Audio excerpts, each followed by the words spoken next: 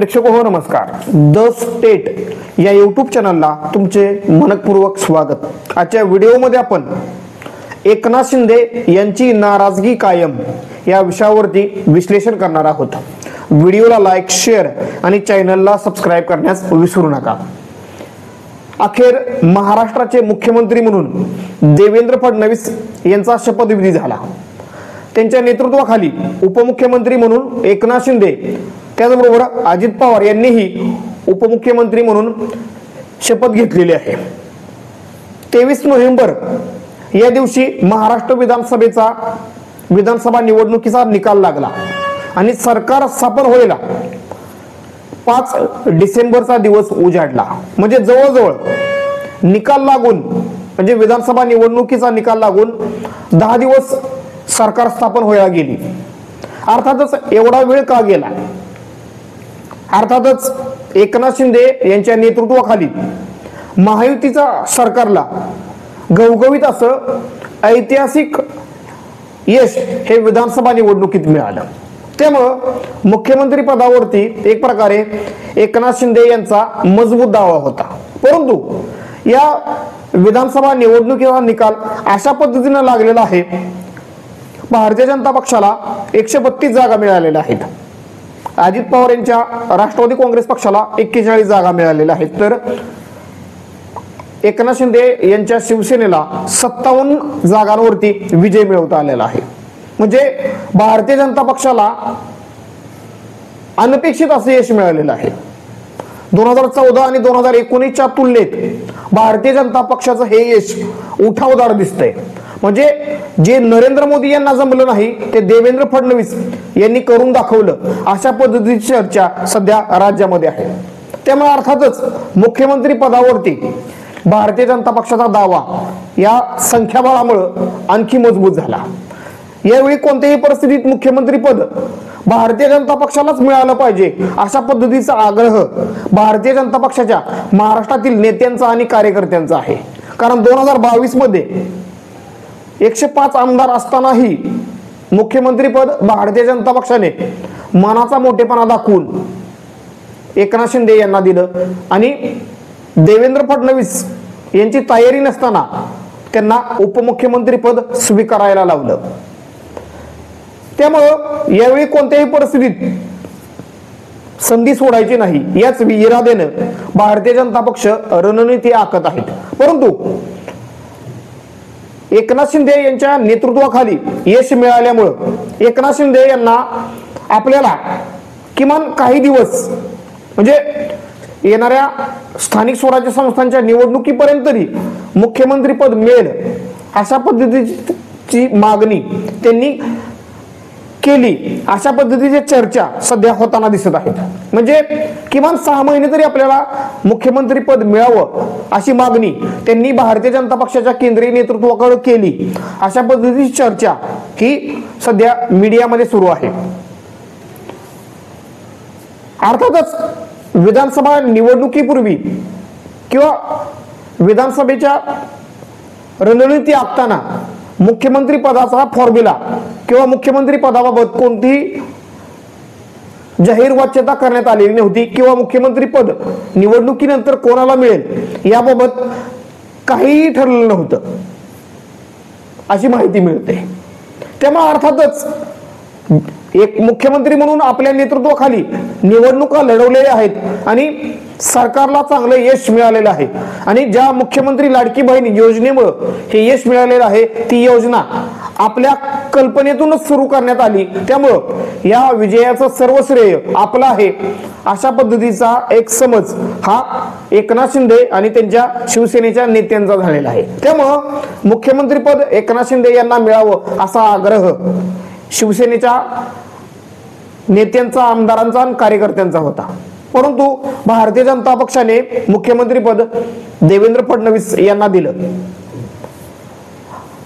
अर्थातच जर मुख्यमंत्री पद आपल्याला मिळणार नसेल तर किमान मंत्रिमंडळामध्ये काही प्रभावशाली आणि मजबूत खाती आपल्याला मिळावीत या दृष्टीनं एकनाथ शिंदे यांनी आपली बार्गेनिंग पॉवर वाढवली. अजित पवार यांनी निकाल लागल्यानंतर दुसऱ्याच दिवशी मुख्यमंत्री पदासाठी देवेंद्र फडणवीस यांना पाठिंबा जाहीर करून टाकला। त्यामुळे एक प्रकारे एकनाथ शिंदे यांची बार्गेनिंग पॉवर कमी झाली। कारण जर भारतीय जनता पक्षाने मनात आणलं असतं तर अजित पवार यांना बरोबर घेऊन भारतीय जनता पक्ष सहजपणे आपलं सरकार बनवू शकत होता। परंतु महायुतीमध्ये निवडणूक लढवली असल्यामुळं आणि एकनाथ शिंदे यांनी भारतीय जनता पक्षाबरोबर येऊन म्हणजेच शिवसेना हा पक्ष शिवसेना म्हणजेच एकत्रित शिवसेना असताना उद्धव ठाकरे यांच्या विरोधात मोठं बंड करून त्यांनी भारतीय जनता पक्षाची साथ दिली आणि एकंदरीत महायुतीचं सरकार 2.5 वर्ष त्यामुळे सत्तेवरती आलं। एकनाथ शिंदे यांच्यामुळेच आज भारतीय जनता पक्षाला पुन्हा एकदा सत्ता मिळालेली आहे। त्यामुळे एकनाथ शिंदे यांना सोडणं हे भारतीय जनता पक्षाला परवडणार नव्हतं किंवा तसा मेसेज आपल्या मित्र पक्षांमध्ये जाईल हे भारतीय जनता पक्षाला त्यामुळे परवडणार नव्हतं। कारण केंद्रामध्ये भारतीय जनता पक्षाचं स्वतःच्या बहुमताचं सरकार नाही, ते एनडीएचं सरकार आहे आणि त्यामध्ये एकनाथ शिंदे यांच्या 7 खासदारांचा पाठिंबा त्यामध्ये महत्वपूर्ण आहे। त्यामुळे एकनाथ शिंदे यांना नाराज करून भाजप आपलं नुकसान करू इच्छित नाही। परंतु महाराष्ट्राचं राजकीय समीकरण बदललेलं आहे। 2019 मध्ये भारतीय जनता पक्षाला मुख्यमंत्री पद मिळालं नाही। त्यामुळे गेले 5 वर्ष महाराष्ट्रामध्ये शिवसेनेचाच मुख्यमंत्री आहे। 2.5 वर्ष उद्धव ठाकरे, 2.5 वर्ष एकनाथ शिंदे।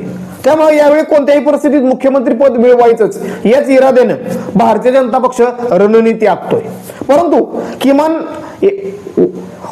देवेंद्र फडणवीस यांच्या मंत्रिमंडळात आपल्याला किंवा आपल्या शिवसेनेला चांगली खाती मिळावीत याच उद्देशानं एकनाथ शिंदे यांनी आपली बार्गेनिंग पॉवर वाढवली।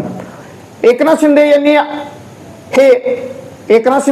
देवेंद्र फडणवीस, अजित पवार यांनी अमित शहा यांची दिल्ली येथे भेट घेतली आणि एकंदरीत मुख्यमंत्री पदाबाबत अमित शहा यांनी एकनाथ शिंदे यांना कल्पना दिली।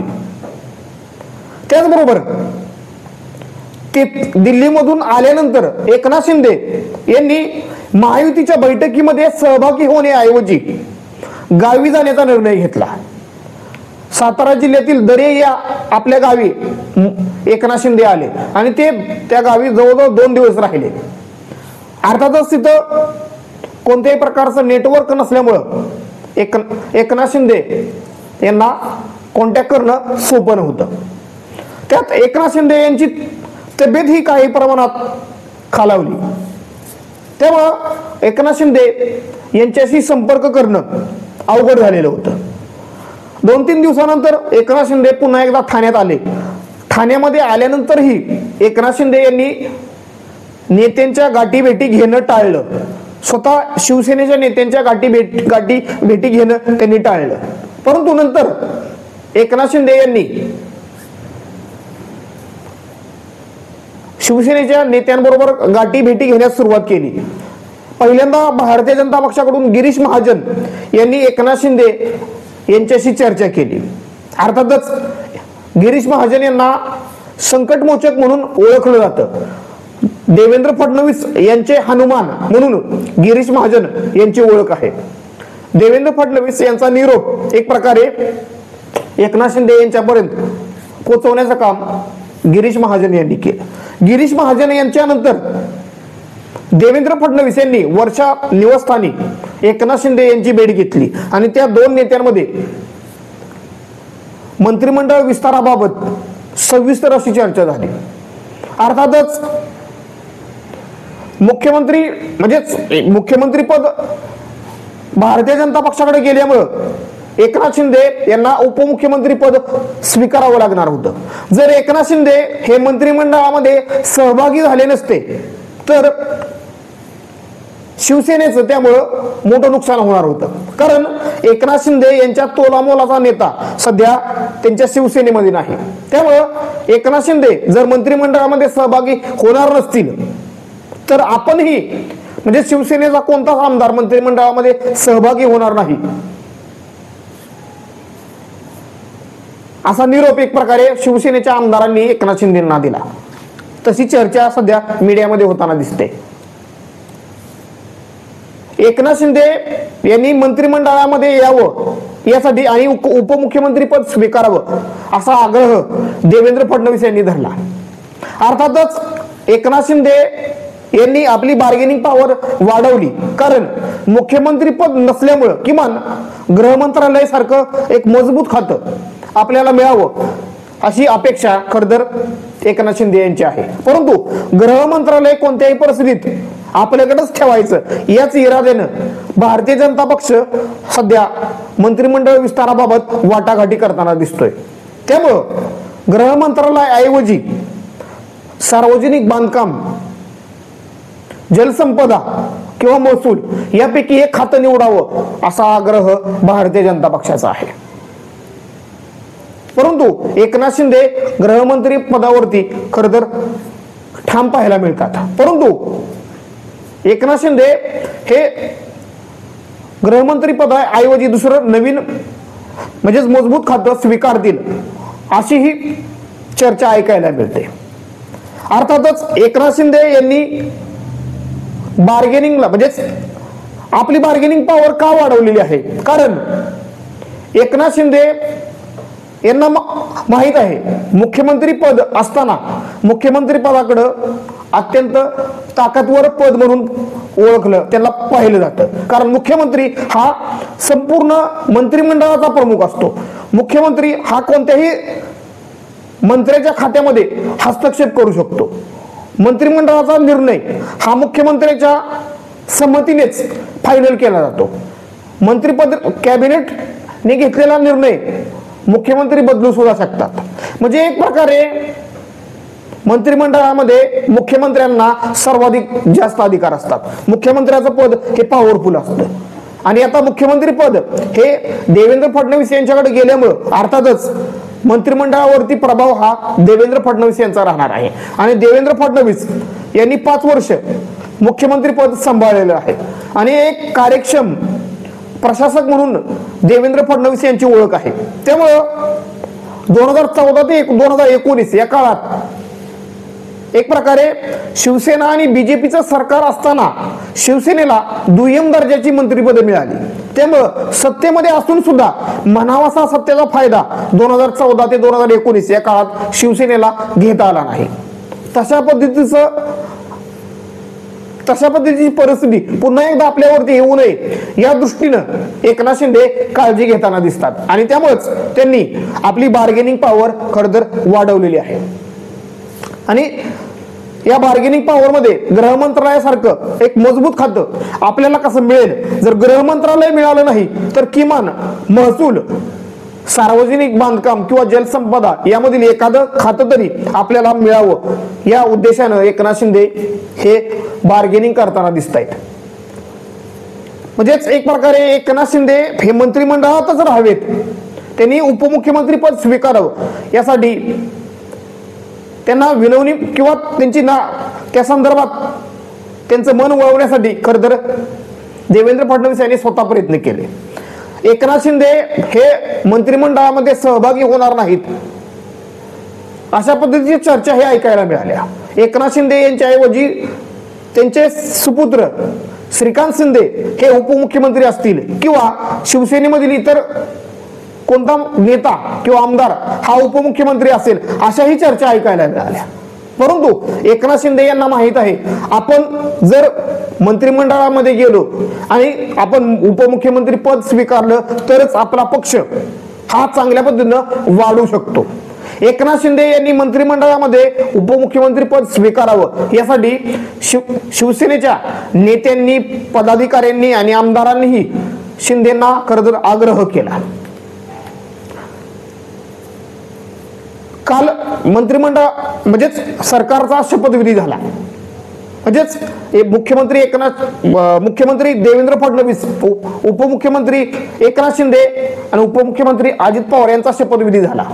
आणि काल 3 वाजता मंत्रिमंडळामध्ये सहभागी होण्यास एकनाथ शिंदे यांनी एक प्रकारे सकारात्मकता दर्शवली.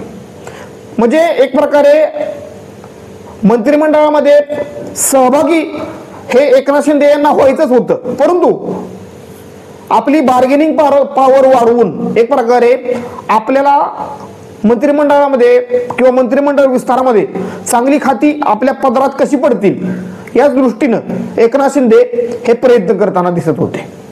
जर एकनाथ शिंदे यांनी सहजरित्या भारतीय जनता पक्षाचा उपमुख्यमंत्री पदाचा प्रस्ताव जर स्वीकारला असता तर त्यातून एक चुकीचा मेसेज जनतेमध्ये गेला असता आणि एकंदरीत विरोधी उद्धव ठाकरे यांच्या शिवसेनेकडून एकनाथ शिंदे यांच्यावरती जोरदार टीका करण्यात आली असती. परंतु एकनाथ शिंदे हे कसलेले राजकारणी आहेत, त्यामुळं कोणत्या वेळी कोणती भूमिका घ्यावी हे एकनाथ शिंदे यांना चांगलं जमतं.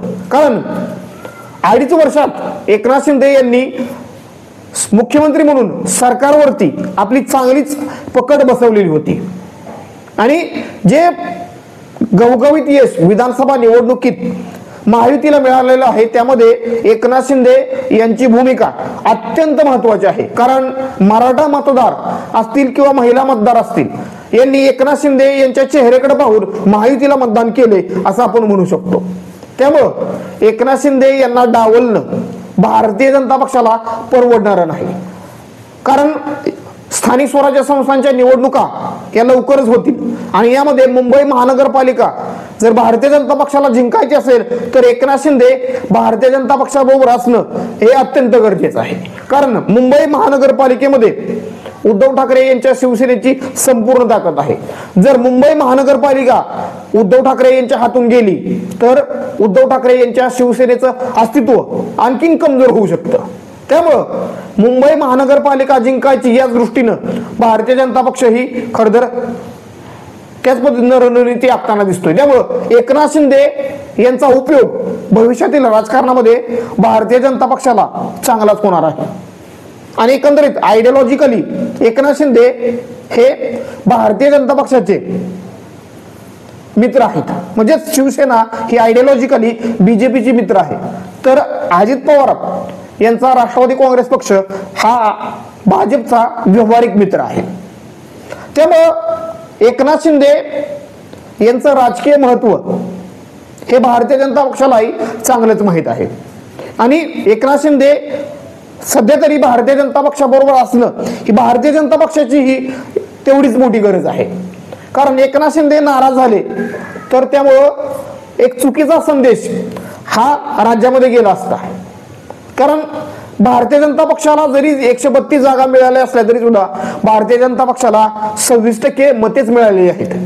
मध्य प्रदेश, राजस्थान या राज्याप्रमाणे 40%पेक्षा अधिक मते भारतीय जनता पक्षाला आतापर्यंत महाराष्ट्रात मिळालेली नाहीत. त्यामुळं जर पुन्हा एकदा भारतीय जनता पक्षाला सत्ता मिळवायची असेल तर एकनाथ शिंदे यांची साथ ही मिळणं हे गरजेचं आहे.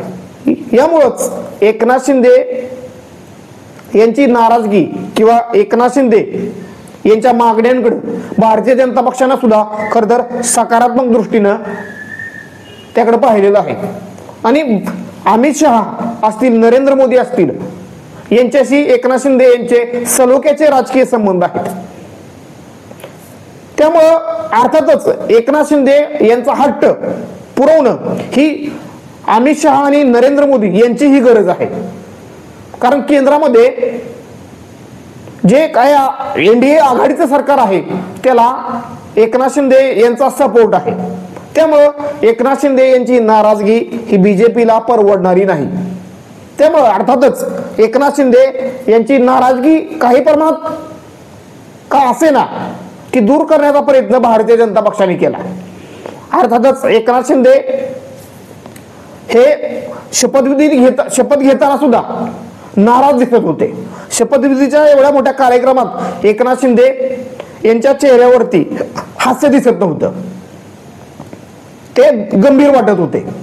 ज्यावेळी एकनाथ शिंदे अमित शहा यांची भेट घेण्यास दिल्ली येथे गेले त्या मीटिंग मध्ये सुद्धा एकनाथ शिंदे यांचा चेहरा गंभीर होता. कारण एकनाथ शिंदे यांना मुख्यमंत्री पद सोडावं लागलेलं आहे. कारण मुख्यमंत्री पदाची ताकद, मुख्यमंत्री पदाची मुख्यमंत्री पदामुळे मिळणारा स्टेटस आणि एकंदरीत मुख्यमंत्री पदाची एक जादू यामुळं हे पद आपल्याकडेच राहावं असं त्या पदावरती काम करणाऱ्याला नेत्याला सातत्याने वाटत असतं. त्यामुळं मुख्यमंत्री पद हे किती महत्वाचं आहे हे 2.5 वर्षात एकनाथ शिंदे यांनी चांगलेच अनुभवलेलं आहे. त्यामुळं ते पद आपल्याला काही दिवस का होईना मिळावं अशी अपेक्षा एकनाथ शिंदे यांची होती, परंतु ती अपेक्षा फोल ठरली. परंतु किमान देवेंद्र फडणवीस यांच्या मंत्रिमंडळामध्ये चांगली काही खाती आपल्या पक्षाला मिळावीत या दृष्टीनं एकनाथ शिंदे यांनी बार्गेनिंग पॉवर वाढवली. कारण एकनाथ शिंदे यांच्या विश्वासावरतीच खरं तर जवळजवळ 40-45 आमदार हे त्यांच्या बरोबर आले होते. त्यामुळे त्यांचं हित सांभाळणं ही एकनाथ शिंदे यांची मोठी गरज आहे. त्याचबरोबर आपला पक्षही वाढवणं ही सुद्धा एकनाथ शिंदे यांची गरज आहे. त्यामुळे सत्तेमध्ये राहतील तरच एकनाथ शिंदे यांची शिवसेना चांगल्या पद्धतीनं वाढू शकते हे एकनाथ शिंदे यांनाही माहीत आहे. त्यामुळं एकनाथ शिंदे यांनी जी बार्गेनिंग पॉवर वाढवली किंवा मंत्रिमंडळ स्थापन होण्यास जो एक विलंब झाला त्यामध्ये एकनाथ शिंदे यांची भूमिका महत्वाची राहिली. कारण एकनाथ शिंदे नाराज आहेत अशाच चर्चा मीडियामध्ये होत होत्या. परंतु एकनाथ शिंदे यांची नाराजगी ही एकनाथ शिंदे यांच्याकडे व्यावहारिक दृष्टीने बघितलं तर त्यांची नाराजगी ही योग्य वाटते असंच आपण म्हणू शकतो. कारण भारतीय जनता पक्षासारख्या ताकदवर पक्षासमोर जर टिकायचं असेल, आपलं राजकारण पुढं वाढवायचं असेल आणि आपला पक्ष बळकट करायचा असेल तर भारतीय जनता पक्षासमोर सरेंडर करून चालत नाही, तर त्यांना आपलं उपद्रव मूल्य दाखवणं गरजेचं असतं.